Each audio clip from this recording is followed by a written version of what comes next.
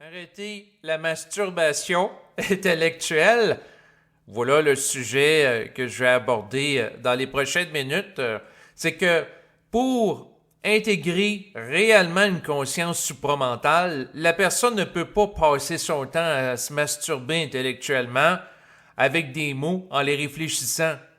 Donc, les mots ont une fonction et si la personne ne traite pas avec la vibration derrière les mots, mais s'attache à la forme que prennent les mots, ben là, elle peut tomber dans le piège de la masturbation intellectuelle qui va la couper d'une intégration réelle de la conscience de l'esprit pour la garder dans un état en relation avec une énergie astrale associée à la contemplation et la fascination de la forme.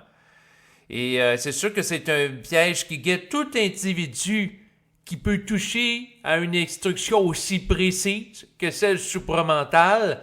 Et la problématique de la précision de l'instruction, c'est que plus qu'elle est précise en utilisant des mots qui sont clairs, qui sont judicieux, et plus il y a des gens qui peuvent avoir tendance à vouloir se masturber avec elle sur le plan intellectuel au lieu de l'intégrer. Parce que la base, le fondement de l'instruction supramentale, c'est d'être capable de vibrer et d'agir en conséquence. Pas vibrer quelque chose, le réfléchir puis se masturber intellectuellement au lieu d'agir. C'est l'essence. Mais c'est tellement simple que beaucoup de personnes vont s'égarer par rapport à ça. Moi-même, dans le passé, je me suis égaré. J'ai bénéficié d'ailleurs de certaines personnes qui m'ont confronté poliment avec courtoisie en ce sens pour me ramener dans le concret, me ramener vers l'action et ils ont bien fait. Récemment, j'ai eu un échange avec une personne qui m'a amené à vouloir de vous parler de ce sujet-là et de ce piège qui guette tout individu qui est confronté par rapport à des termes qu'il ne connaît pas, qui peut vivre une certaine forme d'attrait et sombrer dans une forme de fascination à l'égard des mots. Donc, au lieu d'intégrer la vibration derrière les mots, la personne devient fascinée par la forme, puis ce qui arrive, c'est qu'elle tombe dans le piège qui consiste à se masturber intellectuellement, au lieu de vivre réellement la mise en vibration et passer à l'action en conséquence. Donc, récemment, une personne m'écrit un message par courriel. Et puis, cette personne me parle qu'elle vit une situation extrêmement difficile par rapport à son travail. Elle me parle qu'elle est présentement en burn-out, donc en épuisement professionnel. Elle vit un milieu avec des gens, selon sa description, qui sont vraiment horribles. Des gens qui lui créent des tensions, lui créent du stress, lui manquent de respect, et ainsi de suite. Donc, elle présente un tableau extrêmement sombre dans son message, puis je vibre un peu de l'intellectualité. En fait, j'en vibre beaucoup. Vous voyez, la parole s'ajuste dans son message, mais je prends le temps de lui répondre avec politesse, avec courtoisie, que si la personne vit une situation aussi difficile en milieu de travail, puis la personne me parle qu'elle est en arrêt de travail, ben, dans le fond, face à une problématique de cette ampleur, il me semble approprié qu'elle consulte par exemple, un conseiller d'orientation, quelqu'un qui est spécialisé en lien avec le domaine du travail, la relation entre l'individu et le travail, qui va lui faire un coaching pour régler sa problématique. Donc, par la suite, j'y envoie ce message et là, je reçois sa réponse. Et c'est là que j'ai trouvé ça intéressant. Parce que la personne n'était pas contente que je lui suggère de consulter quelqu'un pour régler le problème qu'elle avait au travail. Elle, ce qu'elle voulait, c'est avoir une lecture pour réfléchir en fonction d'une vision supramentale des principes de l'amour, la volonté, l'intelligence sur sa problématique au travail. Donc, elle était curieuse d'avoir mon point de vue puis celui de Berthold en relation avec le supramental, comme c'était une approche théorique pour regarder c'est quoi son problème. Alors que moi, ce que j'ai dit, si vous avez un problème, consultez quelqu'un pour le régler, mettez-vous en action, bougez. Mais non, la personne est en arrêt de travail et puis elle me dit qu'elle veut pas être aidée, puis elle me décrit un problème extrêmement négatif qui la fait souffrir. Donc, autrement dit, elle veut rester dans l'inaction, puis elle était juste curieuse au niveau intellectuel d'avoir un point de vue sur son problème. en relation avec le supramental, comme c'était une approche qu'on étudiait à l'université, comme celle de la psychanalyse ou celle cognitivo-comportementale. Donc, mais non, c'est pas comme ça. Le supramental, c'est pas une approche, c'est une vibration.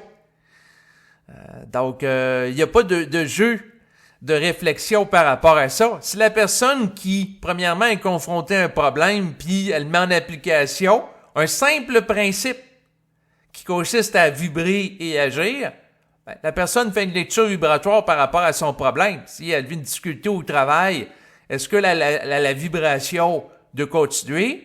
Si oui, est-ce qu'elle a des ajustements vibratoires à faire? Puis là, regarde qu'est-ce qui émerge en elle, puis elle se met en action par rapport à ça. Si c'est non, ben, elle se met en action pour chercher du travail ailleurs, puis elle suit la vibration dans ce sens-là. Mais elle passe pas son temps à réfléchir et surtout pas de me demander de dresser une espèce d'analyse supramentale comme si c'était un cadre conceptuel, puis là, par la suite, elle fait une comparaison, puis elle joue avec ça, tout en restant dans un état d'arrêt de travail. Donc, autrement dit, la personne, dans son message, je voyais que c'était un intérêt au niveau intellectuel. Et probablement, ce qui est arrivé, c'est que dans le cadre d'entretien que j'ai fait, entre autres, avec Berthold, on utilise un vocabulaire qui est très précis. Et je sais que, malheureusement, dans certains cas, ça peut occasionner un phénomène de fascination par rapport à certains individus qui écoutent des enregistrements. Et ça, c'est le piège dans lequel il ne faut pas tomber. Moi-même, j'ai déjà tombé dans ce piège-là à quelques reprises où j'étais fasciné, entre autres, par des termes que Bernard de Montréal utilisait dans ses enregistrements. Mais avec le temps, je réalise de plus en plus les limites de cela. Et c'est sûr que la problématique, c'est que si on utilise un vocabulaire qui est précis, ça occasionne de la fascination, surtout que c'est très rare les gens avec lesquels on va parler sur la rue qui vont utiliser un vocabulaire qui est précis. Donc, mais il faut respecter sa vibration. Et c'est sûr que par la suite, ce que ça m'a fait réaliser, c'est que premièrement, quand j'ai reçu le premier message, je vibrais que la personne, il y avait un côté intellectuel, réflectif dans sa démarche, elle utilisait beaucoup de beaux mots. Et par la suite, j'y ai répondu, dans le sens que le référer à des ressources appropriées par rapport à sa réalité. Donc, la personne est en France. Ben, j'ai dit consultez quelqu'un dans votre environnement pour régler le problème. Mais là, par la suite, j'ai réalisé que son intérêt, c'était pas de régler le problème, mais c'était de se complaire dans son problème, puis avoir la curiosité qu'on lui présente un point de vue supramental. Et c'est sûr que la personne voulait que j'amène à Berthold à se prononcer sur son cas, alors que j'ai clairement mentionné en bas des enregistrements impliquant Berthold que ce dernier a arrêté sa vie publique et sous aucun prétexte, je vais entrer en communication avec lui par rapport à des gens sur Internet. Donc, ça, c'est un élément aussi important à préciser parce qu'il y a des gens qui me semblent présentement découvrir le matériel, entre autres, de Berthold et avoir une curiosité à cet égard. Alors que l'essence est vibratoire. Donc, c'est sûr que là, je me permets de parler en québécois parce que l'essentiel, peu importe les termes utilisés, c'est de vibrer puis d'agir. Donc, c'est pas de vibrer puis je vais aller chercher un point de vue intellectuel supramental. La personne peut aller chercher un point de vue de type psychanalytique avec l'approche qu'a développé Sigmund Freud. Puis la personne peut dire non, je vais aller chercher le point de vue de type psychanalytique, mais développé par Carl Gustav Jung. Puis là, la personne va interpréter ses rêves d'un point de vue jungienne ou un point de vue freudienne ou peu importe. Et ça n'a pas de fin. Les gens peuvent analyser, puis pendant ce temps-là, ils s'enlisent dans le problème. Alors qu'en réalité, si la personne souffre réellement, puis elle a vraiment une volonté de changer, elle va se mettre en action pour le régler. Ce ne sera pas du pelletage de nuages, ce ne sera pas de la masturbation intellectuelle d'autres vertiges qui va se faire. Donc, voilà l'essentiel. En réalité, lorsque les gens se masturbent intellectuellement, souvent, c'est parce qu'ils ont peur de faire ce qu'ils ont à faire. Donc, une retenue astrale qui s'opère sur leur psyché. Donc, autrement dit, au lieu de vibrer puis d'agir, une interférence astrale qui va vouloir les amener pour les retarder dans leur évolution, parce que plus que la personne reste avec un taux vibratoire qui est bas longtemps, et plus que l'astral peut avoir une assise sur l'individu.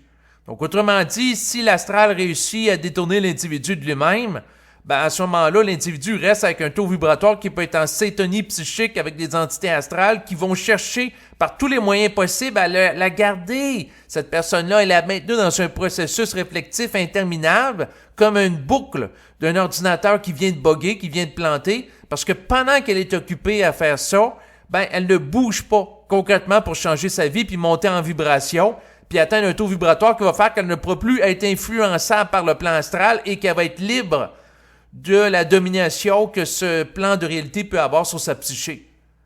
Et c'est ce qui permet l'émancipation psychique, pas la masturbation intellectuelle de haute voltige, bien entendu, mais souvent il faut que les gens souffrent, baignent dans leur marasme pendant un certain laps de temps.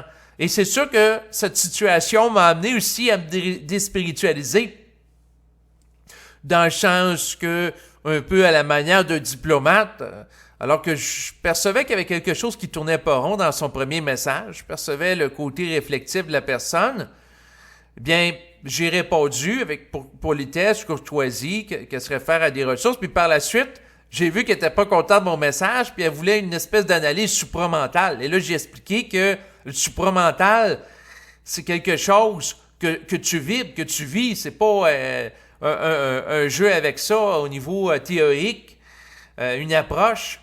Donc, on joue pas avec des concepts.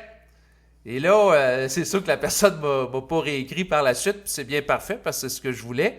Mais ça m'a donné une mesure qu'à quelque part, beaucoup de gens, en réalité, vivent avec certains niveaux de problèmes, mais qui font pas assez de souffrance au sein d'elle pour qu'elle opère réellement un changement et qu'elle préfère rester au niveau de la réflexion. Et ça amène la personne à connaître ce qu'on appelle de la procrastination. Et il y en a qui sont pros là-dedans, dans le sens que c'est des professionnels pour remettre à plus tard ce qu'ils doivent faire maintenant. Et plus qu'on avance dans l'intégration vibratoire, et plus on peut bouger rapidement. Et c'est sûr que cette interaction avec cette personne m'a réalisé l'importance de la minute que je perçois qu'un mouvement réflectif dans la personne, de ne pas le nourrir ou d'écrire abondamment dans l'optique de régler quelque chose que je sens que c'est pas ce que la personne va faire. Donc, autrement dit, il faut limiter les pertes d'énergie. Et c'est sûr que les gens dans le passé qui m'ont confronté, parce que des fois j'avais tendance à être réflectif, puis faire preuve de la procrastination, n'étant pas parfait, c'est des personnes qui m'ont beaucoup aidé. Et c'est sûr que sur le coup, ça a été confrontant, mais aujourd'hui, je suis obligé d'admettre et reconnaître l'intelligence qu'ils ont eue de remettre les pendules à l'heure. Donc, c'est sûr que comme beaucoup d'êtres humains, cette personne-là me faisait penser à moi aussi. Donc, de remettre à plus tard ce qu'il y a à faire, puis c'est de bouger rapidement, puis de ne pas réfléchir, même si ça crée des tensions, pour pas se laisser soumettre sous l'influence astrale qui nous empêche d'être nous-mêmes et qui nous garde sous l'influence de la peur. Et c'est sûr que j'apprécie entre autres un de mes amis qui est entraîneur, qui m'a confronté pour que je bouge concrètement dans la matière. Il m'a fait faire de la boxe, Olivier, et aussi autre chose, dans le sens que, je vais vous donner un exemple concret. J'ai été, à un moment donné, en salle d'entraînement, et puis je soulevais 90 livres avec les jambes. Donc, j'étais assis dans un appareil, une machine, et je poussais les pieds vers le haut avec une charge de 90 livres. Et je forçais un peu, mais lui, il percevait que je pouvais aller plus loin. Donc, à ce moment-là, il a dit, on va augmenter la charge puis on va la doubler. On va mettre 180 livres. Et là, quand il m'a dit ça, c'est sûr que ça m'a créé une tension. Mais, j'avais la vibration que c'était ajusté. Je suis sûr qu'il est entraîneur depuis plusieurs années, il sait c'est quoi le dosage. Et j'ai passé à l'action. J'ai soulevé avec les jambes le 180 livres. C'est sûr que j'ai forcé, j'ai transpiré, mais je me suis pas blessé non plus. Si ça aurait été 300 livres, peut-être je m'aurais blessé les genoux, qui est impliqué dans un mouvement du bas vers le haut de l'élancement des jambes avec la charge en machine d'une manière fixe. Mais ça fonctionnait. Puis avec le temps, j'apprends à m'engager dans des mouvements en n'ayant pas de réflexion. Dans le sens que là, j'ai peut-être réfléchi quelques minutes, peut-être 2 minutes avant d'accepter la proposition d'Olivier. C'est un entre-deux. Dans le passé, ça se peut que je m'aurais fermé et j'aurais dit non. Je le fais pas, je l'essaye pas du tout. Fermeture totale. Là, je suis d'accord pour aller un peu plus loin, mais il y a une espèce de période de réflexion qui était là. Ça a duré pas longtemps, là, parce que je me suis pas empêché de le faire.